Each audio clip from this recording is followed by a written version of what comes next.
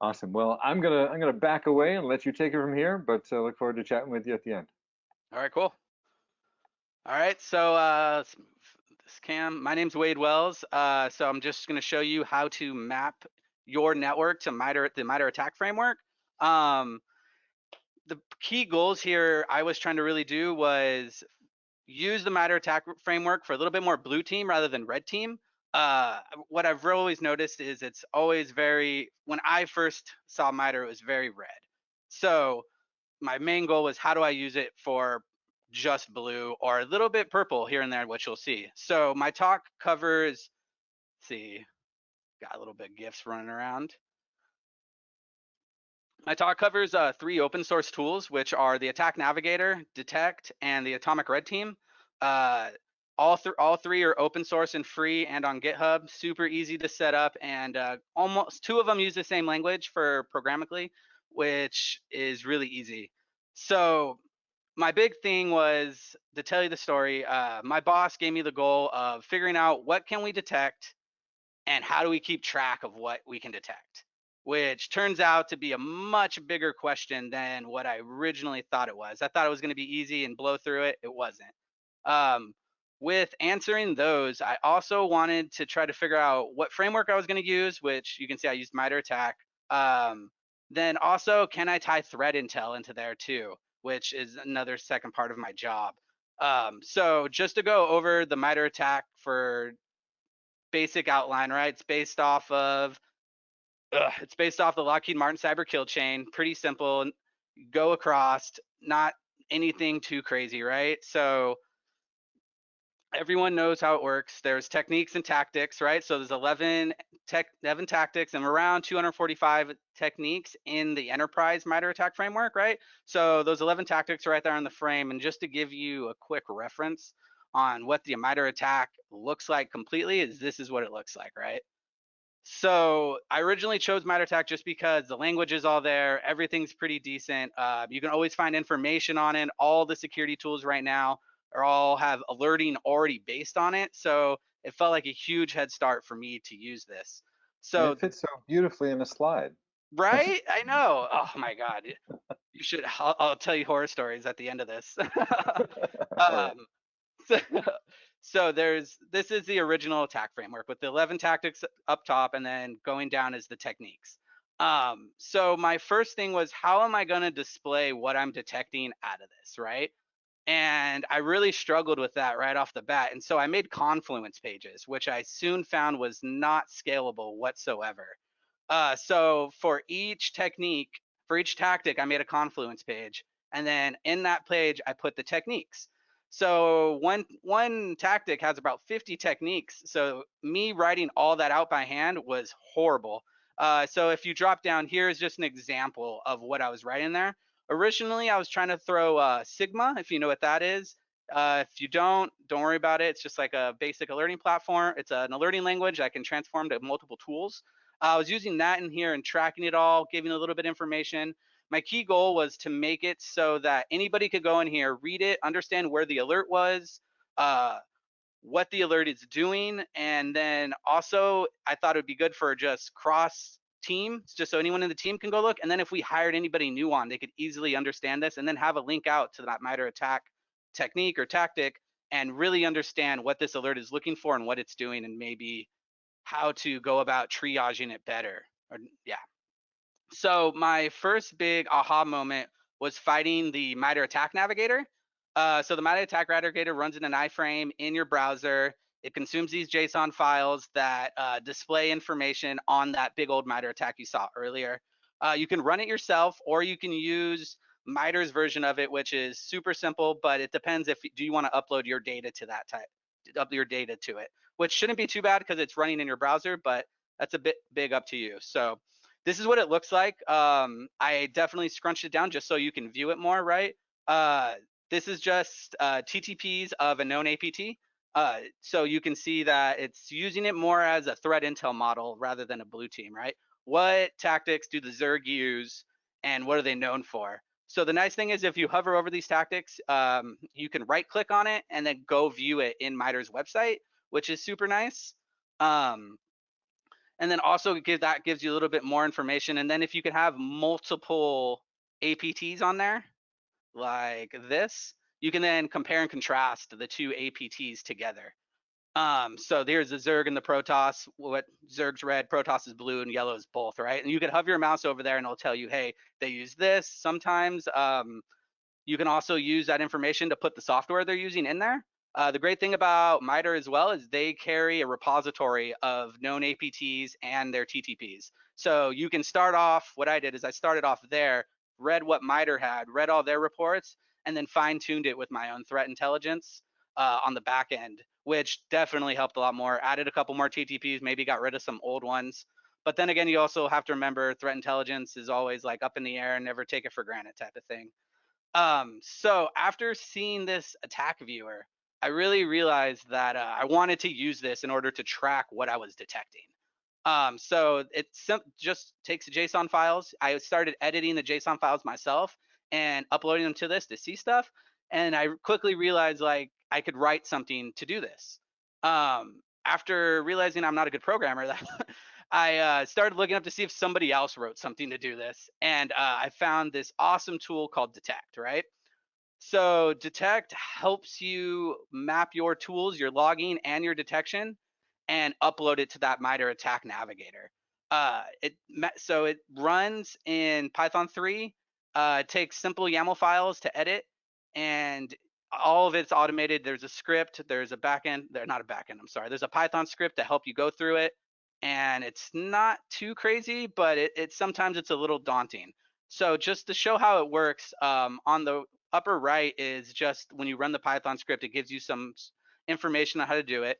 So originally those YAML files come in 3 different flavors. So the main one I think is really the data sources administration file, right?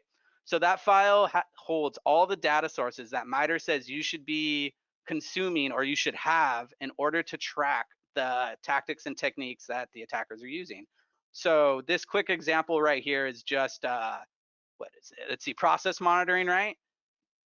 You do that and you go through it and you grade it. So to give you an example of all the data sources, these are, I think it's around 51 different data sources that you're going to have to grade.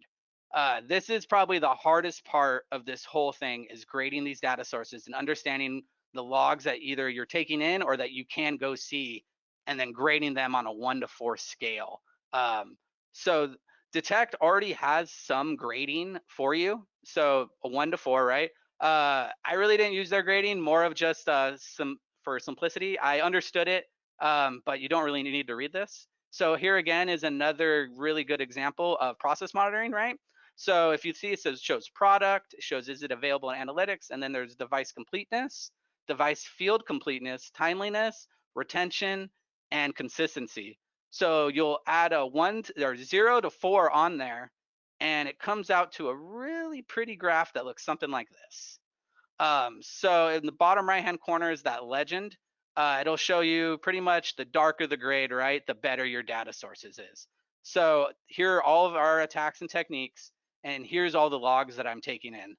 It's really nice. If you hover over it, it'll actually tell you a little bit about the metadata, right? So here's an example of credential dumping, the attack, and then what type of data sources that you should be consuming to see that, and then also your grading. Then it still does the same thing. If you right click on that, it'll then take you to the MITRE's attack page in order to maybe understand it a bit further. The second file you're going to want to look at, let's see, is the DeTT&CT file, right? So you DeTT&CT, after you fill out that initial YAML file, DeTT&CT will then, you run DeTT&CT, and then it spits out all those scores into this DeTT&CT file. This DeTT&CT file is mainly to track what you're detecting and grading your alerting, not the logging. So make that separation. Once again, here's another example of signed binary process execution, right? Shows the location, what devices it's applicable to, a date, which is important a little bit later, the score, and then the comments. What I did in the comments was that I actually added those alert names. So one thing I did with my network is I made all the alert names relatable to MITRE attack framework as well. So to give you an example, I'd put that T code, so T1, T1218, and then the alert would be feed icon sign binary process execution, right? So here shows all my alerts. So that one technique actually has around 6 alerts, which gets a little rough. Then it also has your visibility scoring in, which is from that past logging and detection file, the administration YAML file. So they have a quick file scoring for this as well, just to help you out if you need a little help to understand how you should be grading. So -1 is none, 0 is forensics, right? 5 is the best. So once you make that second file, you pump it through detect, it gives you the JSON file in order to read in the attack navigator. And this is what comes out, right? So once again, the lighter shades of green are what I kind of detect, and the darker green is what I'm feeling really strong in, and the blue is more of a forensics. I have it on the host, and I can pull it if needed. I found this to be super awesome. Now I know exactly what I am detecting, and then I can show this to my boss and be like, "Hey, this is what we're detecting." Easily viewable. So what I did is I stood up an attack viewer, that attack viewer server, and then had this file always up so our team could go and look and see this and see what our detections are. It's the same thing as the other one. You can highlight it and it shows you some more metadata. So like the detection score, maybe what product is detecting that, and then you could add some more comments as well. So one of the hardest things that I found was actually editing those YAML files. The first thing I did was send that YAML file to my team and said, "Hey, fill this out, send it back to me." Well, first only one guy sent it back to me, and then when he sent it back to me, he screwed up the YAML formatting, so I couldn't even use it, which was rough. So what I had to do is manually transfer his scores and then average them out with my scores, and then fill out a complete new YAML file. What's really nice is the dudes who make detect actually made a editor in order for to do this all in the browser. It's super simple. It'll edit both that administration file and the detecting file, and goes through it and pumps it out for you. Super simple. They just came out with this. So the last thing really is having your detection and your logging, right? So to give it, here's the example: is my visibility is my logging, and the orange is what I'm detecting, right? So same thing, it shows you that metadata of everything, and now you can really understand where your gaps are in your detection, and that where you have those logs where you can build up that detection. Another great thing about detect is that, remember that those dates that you put in the detection file can actually make a graph. What's nice about this graph is it shows your progress, right? All the C-level people love to see progress, love to see colors, and love to see what's going on. So one thing to keep in mind with this is that this is based off the techniques that you filled out, not the alerts you created. To go back to that binary process execution, I wrote 6 alerts for that one binary process execution, but technically it was only one technique. So on the side, I was keeping track of how many alerts I wrote and then how many techniques I was writing. So this example, I think I had around like 26 techniques covered and around 60 alerts written, which was a little bit daunting, but it was great to show my progress and easy to show it, right? So the last thing, another thing that the tech does is it will create heat maps of APTs. So to give an example, I'm pretty sure this is all the Iranian APTs. And this was like when Iran was popping off and everyone was scared. So I took all of the Mitre attack information about all the Iranian APTs, threw them into DeTT&CK, and they created this heat map for you to show you where what techniques that they're most likely going to use, right? Super nice. Same with the metadata, shows you which groups use it. Was super helpful. I sent it out to a couple people. Everyone really liked it. So the last thing that I really wanted was, how do I take that detection and logging file beforehand and then meld it with this, right? So detect also does that, which is super nice. Oh, sorry, one too many. So this is that. So the green being the detections, the red being what the APTs are using, and the orange being what I'm detecting that the APTs are using, right? So this is really good for gap analysis. So when that Iranian stuff happened, I had both those files, merged them together and said, hey, here's where we're covered, here's where we're not, here's where we should maybe make some new alerts in. For example, like this one, I would say remote file copy is definitely something you should be tracking, especially if it's a high used TTP that from an attacker. Same thing, shows all the metadata that you had. So for the groups and the detection scoring, and then even the visibility scoring. So I know my detection score is a 1, but my visibility score is a 3. Maybe I can increase that somehow. That was something I really enjoyed doing, and something you could easily do with both of these tools. Uh, the third thing I really thought about this was helping other people set this up. And for example, I had a buddy who didn't have as much security tools as you would hope. And so when he filled it out, this is what he filled out. After the scoring and logging, he showed his boss. His boss was like, "Oh yeah, it looks great. Looks like we're really detecting a lot there." And then he goes, "Hey, if we actually bought this tool and this tool, we would actually have detecting like this." So what this does is it really displays what you need to those sea levels, right? They always love graphical, they love colors. They're not about the numbers as much unless it's money, but this really shows what's going on. And he was ordered after showing him that and showing the comparison, he was actually able to get funding for some more security tools, which was really awesome. So having all these logging and detection is great, right? So I know what I'm logging, I know what I'm detecting. My last bit of it was how do I verify that I am logging and detecting at those grading levels, right? So the tool that I decided to use was the Atomic Red Team, just because it was so simple. I tried a couple other ones, such as Caldera, but it was a little bit more troublesome. But the Atomic Red Team, all I did was pull down their GitHub repo and just started running it. What was really nice about it is it also runs in Python 3, which is the same thing that Detect runs. So I already had that going for me.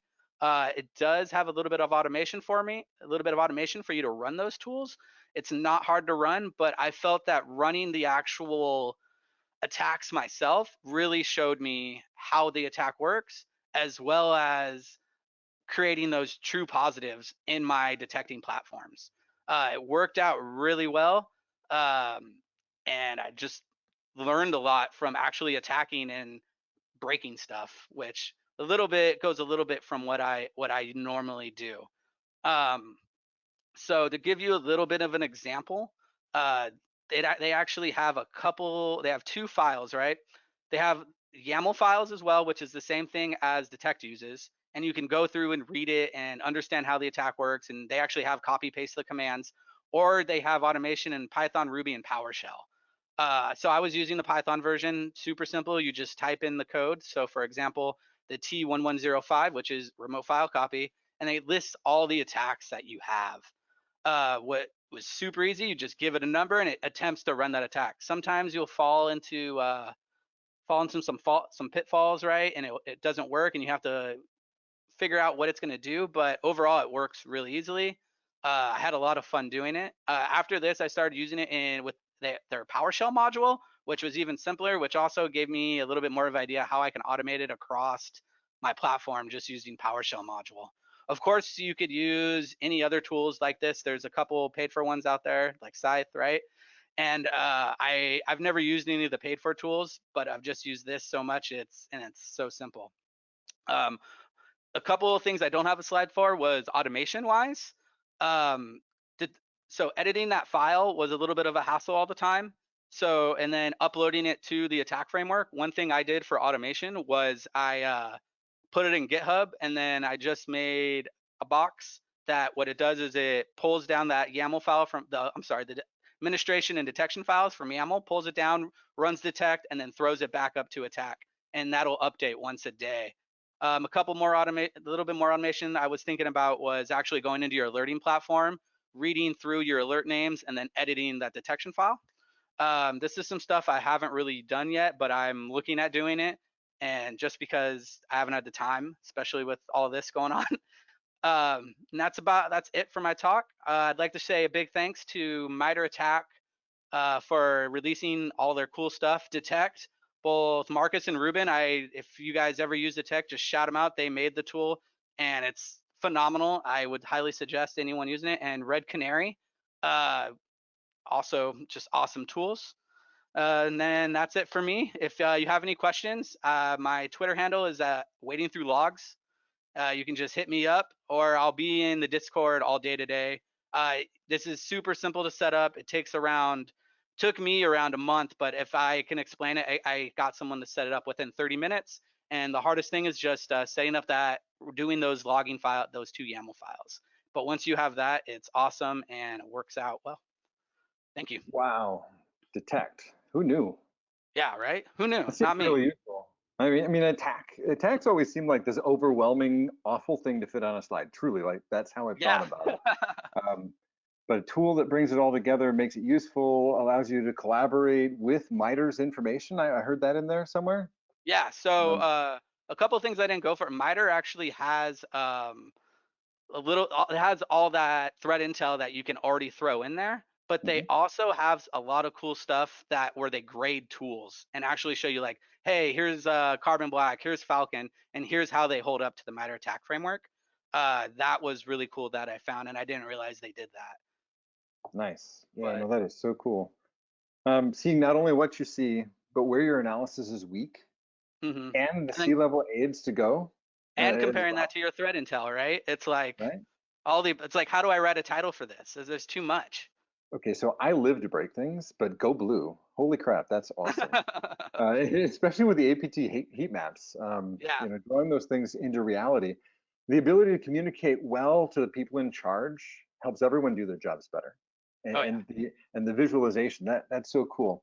Um, who was your mentor? Somebody actually asked, and they I think they said, who was the mentor? That your slide deck was brilliant. That was a great recommendation. Liz. Elizabeth Wharton. Yeah. Yep. She definitely I was originally not going to use a cool slides like this. I was going to use just like I have the same slides but without the gifs. And so she's like, "No, you need to use this. Like this is great." And I'm like, "All right." I'm like, "I don't know if it's copyright protected or if I'm going to get hit from Blizzard, but if I do, she's a lawyer, so I can go back." But Right. No doubt. Let's see. We do have a few comments. Woo StarCraft. That seems to be the most prevalent. Um, you must construct additional pylons. so when I originally gave the talk, I had a bunch of StarCraft themed jokes going through it. And so this was at my local B-sides, and I did a bunch of the puns, like, oh, if you really want your network to be like power overwhelming, or like if you no one got them. And so I was like, oh, okay, I'm just gonna skip the StarCraft jokes. Oh man, no. I mean, the reason that I got Command and Conquer and StarCraft mixed up is because I'd play them in the same night, like Oh yeah, way then back in the day. those are pretty much like the original RTSs, right? Those in Warcraft. So Yeah. I don't I played both of those. I don't doubt you whatsoever. So Mike, actually, Evil Bit from earlier asked, how are you able to keep up with the attack changes, such as the new sub techniques that were recently released? So Did you do this that? doesn't go. So I should have said this at the beginning. This doesn't go into sub techniques yet, just because that's still in a beta. From what I can tell, is all of it. I'm pretty sure everyone's going to transform to that sub techniques Sure. format. So they already have attack viewer in sub techniques. I'm pretty sure I could edit those JSON files to fill out the sub techniques pretty easily. Um, but a little bit, it is still a little vague just because it's in the beta and the other tools haven't really caught up to that yet. But that's something I can't wait for just because it shrinks that map so much Sure. and it looks so much better. So Merrill asks, when he said, quote, stood up a server so anyone else could check the coverage at any time, unquote, was that also in Confluence or how did he do No, that? so yeah, excellent question. So originally what I did is I just did a free AWS server. I put the attack viewer in there and I also put detect on that. And then since the attack viewer runs as an iframe, you can embed it into things. So I embedded it into Confluence. So I turned like 30 pages into one.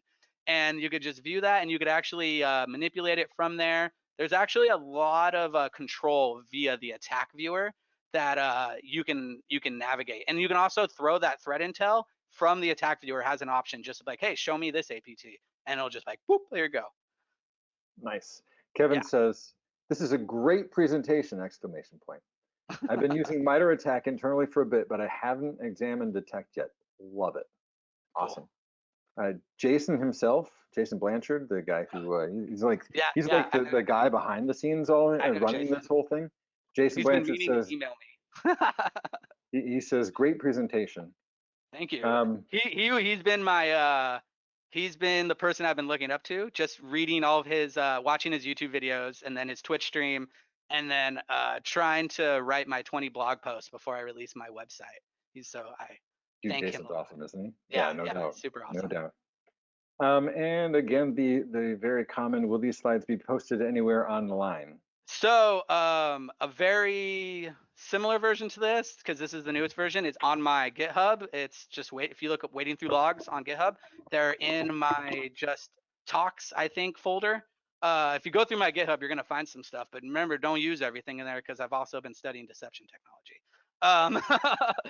So they're all there. They're also I have a couple posts on my Twitter of the StarCraft slides as well. The thing is, this StarCraft deck is like 30 megs, so I can't upload it as a presentation because it's too big.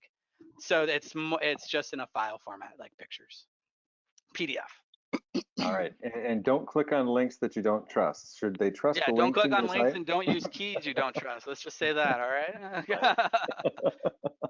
ASN1 is such a beautiful thing. Oh, Anyway, canary tokens. I'm just having fun with them. right.